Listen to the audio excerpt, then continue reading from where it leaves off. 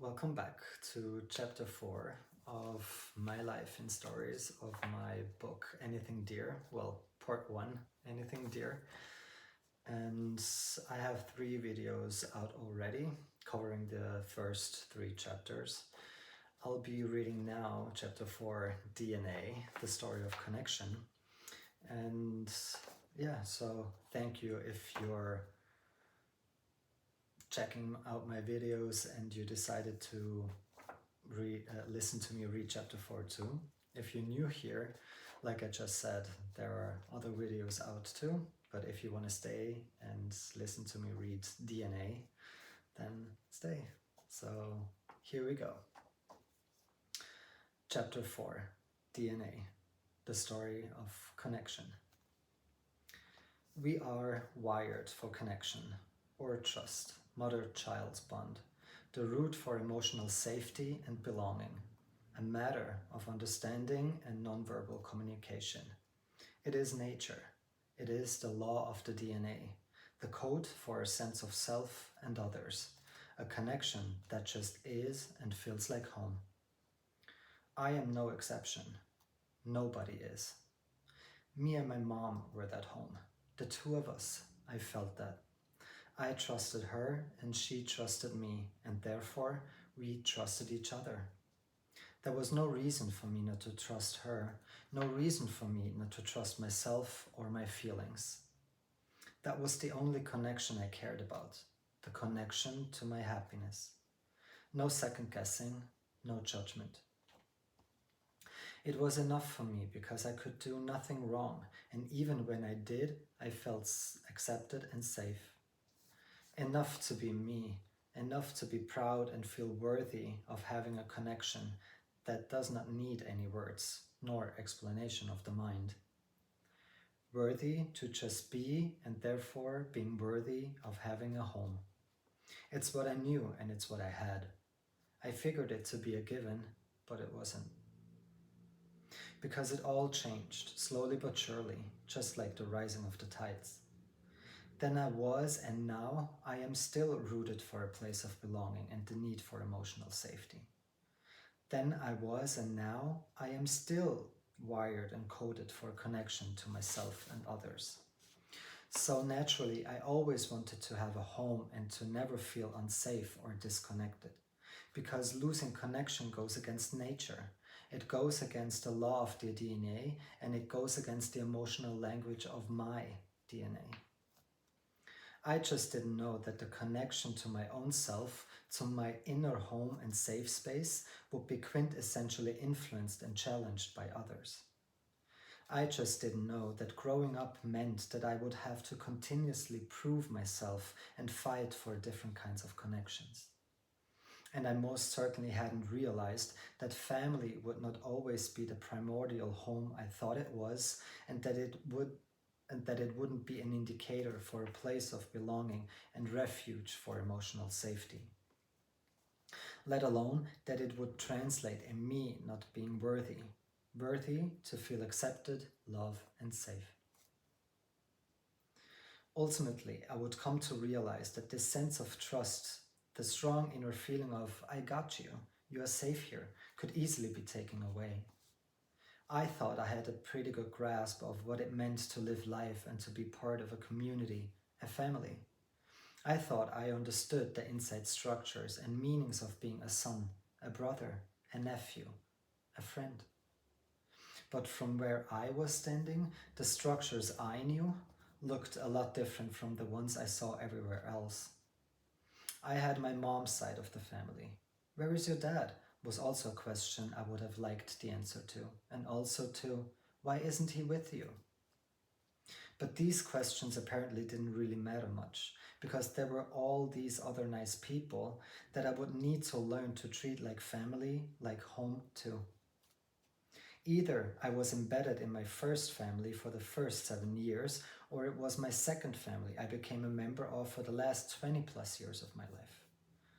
Or it was those 2 other families I would go to in between for years and years, going there after school to pass time and to do my homework and experience normal things Things that families do, like dining together, having fun together, making each other laugh, cry, or even fight with one another. They were my mom's friends, her friends and their own families. They were friends who helped us. They were there for us. That's family. We liked these families. We trusted them. That's home. We were part of their big family bonding moments, and they were part of mine, ours. Birthdays, vacations, after school activities, it connected us all. Sharing some core family moments with them made me feel like I was part of these families. I felt somewhat included, someone welcomed. But I wasn't. Never really. Because those families, they already were whole. They were a unity, and from what I was seeing, sacred. I spent so much time with these families that for me it meant earning a spot into these already existing microcosms, a spot where no spot was actually needed. No space waiting to be filled, no space left unoccupied, no. That spot needed to be created only for me, and I was expected to prove myself worthy of entering their circle of trust. I couldn't escape it, and on some level, I knew that I was just a temporary guest in these families. That I was living different families and different rules, but in those moments, I didn't really grasp that concept. I didn't see it, and also, I wouldn't have cared if I did. I belonged for a moment. Memorable but fleeting moments, because when push came to shove, I would always be reminded that I was a guest and not a real member of the family. Because in the end, I would always be the one left out and disbelieved. My heart, the emotional language of my DNA, was losing, and theirs, the biological entanglement bias, was winning. At the end of the day, I would go home and learn that no matter how hard I would try, I would never really belong to any of these families. But for sure, I would need to behave and show my best the next day when I would see them again. Their life would stay the same, but mine was constantly changing. They wouldn't see a difference of me not being there anymore, but I would feel the difference of having to leave. Or seeing my childhood best friend leaving my house and knowing that I won't be seeing him again for a while now, at least a week or two, and then eventually never. Because lives change and people grow apart, and those promises that you tell each other would soon be lost in different interests, different friends, or they just move houses 4 times in my case. Each time a little further away from where my first memory is rooted, and each time a little further away from the promises that my friends and I swore to each other. I never expected to be put on the stand, lay my defense, and plead my case. But I had to, because after all, connection wasn't a given, it was earned. For instance, I didn't know that being a man meant for me not being gay and certainly not being feminine. And on the other hand, that being gay meant being a man and certainly not being sensitive.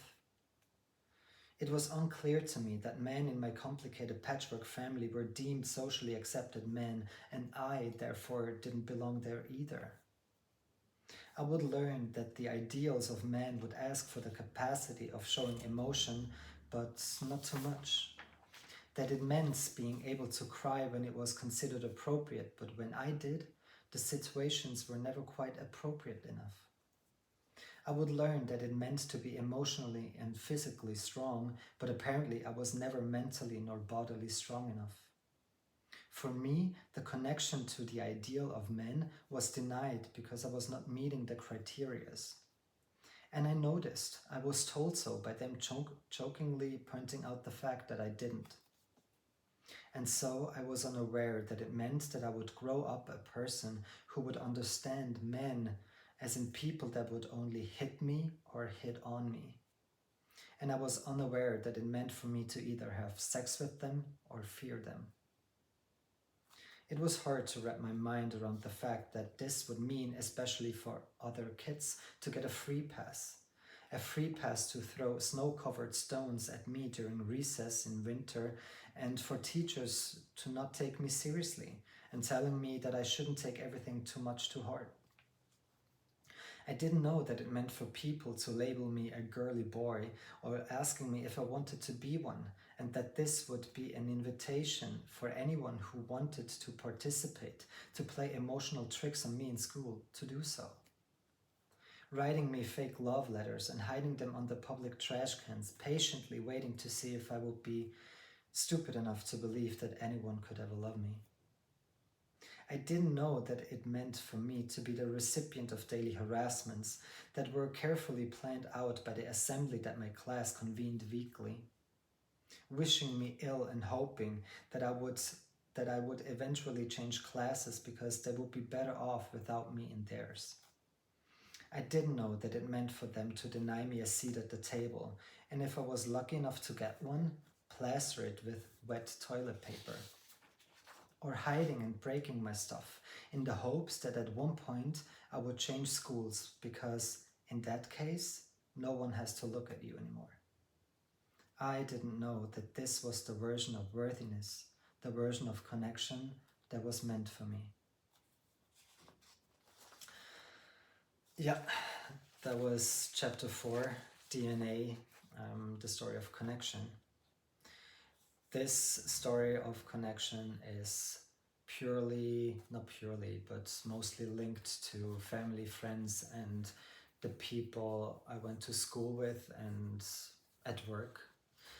And Philippism, the next chapter, chapter 5, the story of a belief system, is also linked to connection, but also influenced by other stuff. So if you're still interested and want to follow until the end of part 1, that will end with the chapter Kill Phil, the story of destruction.